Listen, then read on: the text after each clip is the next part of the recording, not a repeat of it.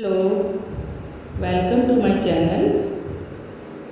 Next हमारी third video है। Third video में हम बताने वाले हैं कि 90 डिग्री पर कैसे वैल्यूज़ आती हैं साइन की, कॉस की, टेन की।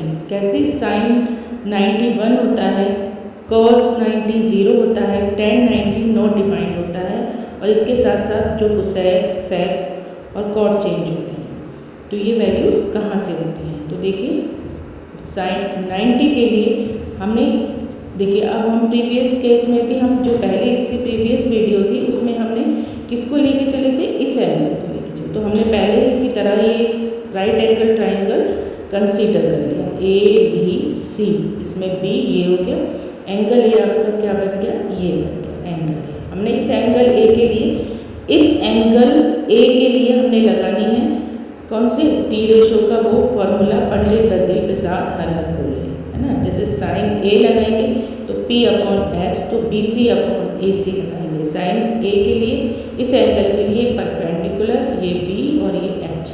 तो हमने यही बी यहाँ पी लेना है, ये एवरी टाइम्स यहाँ बी लेना है, यहाँ एच लेना है। बट हमने इस ए को कितना करना है, 90, तभी 90 पर निकलेगा। इस ए को कितना कर देना है, 90। तो ये ए 90 कब हो सकता है, जब ये ए कोइंसाइड कर जाए बी से। ये ए अगर बी पर कोइंसाइड कर जाए तो ये बन जाएगा 90, ये बन जाएगा 90।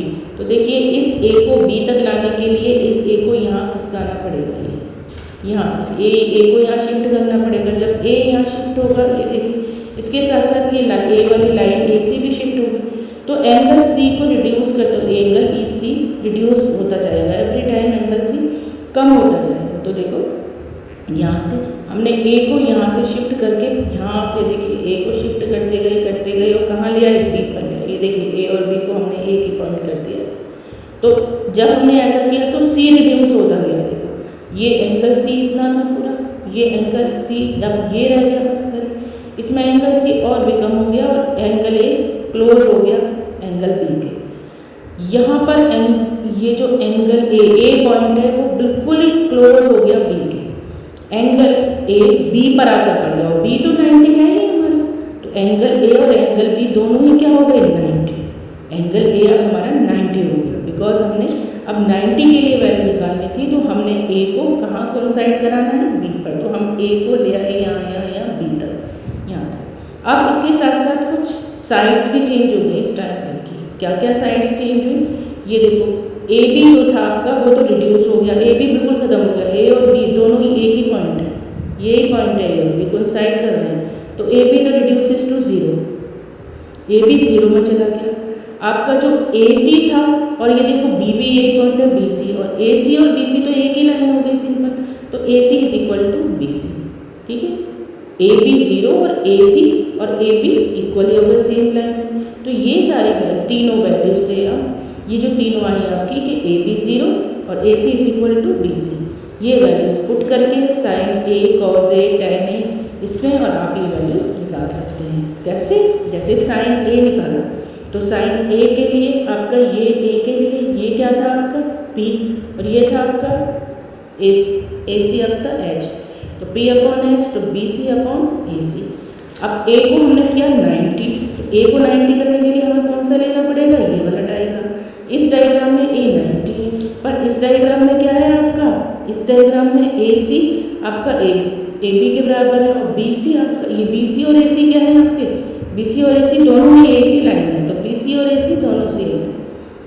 ये देखो और भी क्लियर हो जाएगा, मैंने यहाँ पर पहले लिख दिया है बी सी और ए सी सेम है, और B C A C equal है, और ए बी 0 है, तो अब यहाँ पे इजी रहेगा, सब कुछ लिखा हुआ है। तो B C upon A C, B C और ए सी सेम है, तो दोनों को कट करेंगे, ये वैल्यू रख देंगे ए सी की जगह बी सी की, तो A C is equal to B C, A C के प्लेस पर बी सी रख दिया, बी सी से बी सी कट गया 1, तो साइन 90 आपका आ गया 1। ऐसे ही कॉस 90, तो इसमें कॉस ए पहले रखा हमने, तो ये आ गया आपका बी अपॉन एच, बी था आपका A B upon A C, A B आ गया आपका, ये देखिए बी था आपका ए बी, बी था आपका ए बी, है ना, और आपका जो हाँ ये रहा, और आपका एच था वो था ए सी, तो ये आ गया आपका बी ए बी और एच ए सी, तो ये आ गया आपका ए बी तो 0 है, ए बी 0 है तो ये 0 upon A see that is 0, तो cos 90 0।